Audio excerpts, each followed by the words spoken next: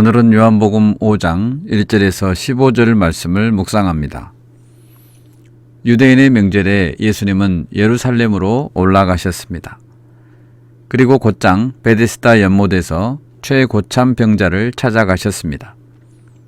그는 38년이나 누워 있었던 중풍병자였습니다. 예수님은 그를 눈여겨보시고 그의 병을 아시고 그에게 물었습니다. 네가 낫고자 하느냐?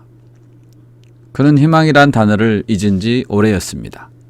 그에게는 낫고자 하는 마음조차 없었습니다. 자비의 집이라는 뜻의 베데스다 연못은 멀리서 보면 행각에 둘러싸인 멋진 연못처럼 보였지만 가까이 가서 보면 연못의 물이 움직일 때 가장 먼저 못에 들어간 한 명만 낫게 되는 비정하고 치열한 경쟁 장소였습니다. 그는 예수님이 누군지 몰랐고 예수님께 바라는 것은 연못의 물이 움직일 때 자기를 가장 먼저 못에 넣어주는 것이었습니다. 우리가 예수님을 잘 모르면 제한된 희망에 갇혀서 벗어나지 못하며 몸을 들어서 연못에 넣어주는 정도의 기대만을 하게 됩니다. 우리는 예수님께 어떤 기대를 갖고 있습니까? 예수님은 권세의 말씀을 선포하셨습니다. 일어나 네 자리를 들고 걸어가라. 더 이상 남을 의존하지 말고 말씀을 의지해서 일어나라는 것입니다. 연못의 물이 움직이는 것을 바라보지 말고 시선을 옮겨서 예수님을 바라보아야 합니다. 누가 먼저 연못에 들어가는가 경쟁 상대를 바라보지 말고 시선을 옮겨 전능하신 권세자 예수님을 바라보아야 합니다. 38년 된 병은 희망을 꿈꿀 수 없는 병입니다. 그러나 예수님의 말씀의 권세 앞에는 어떤 절망도 희망으로 바뀔 수 있습니다. 죽음도 생명으로 바뀔 수 있습니다.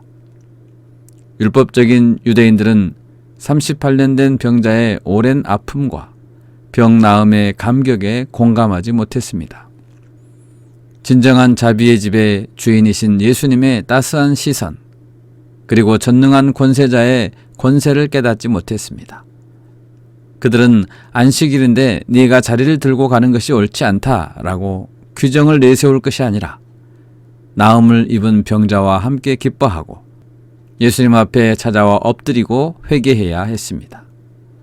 예수님은 나중에 다시 성전에서 그 사람을 만나서 보라, 네가 나았으니 더 심한 것이 생기지 않게 다시는 죄를 범하지 말라 말씀해 주셨습니다.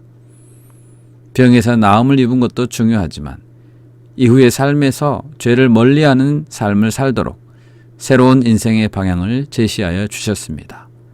그것이 진정 치유받은 자의 삶입니다. 기도합시다. 절망에서 희망으로, 사망에서 생명으로 옮길 수 있는 분은 오직 예수님이십니다. 아무리 오래된 고질병과 죄라고 할지라도 권세 있는 예수님의 말씀 앞에서 깨끗하게 치유함을 받을 수 있음을 믿습니다. 예수님 이름으로 기도합니다. 아멘.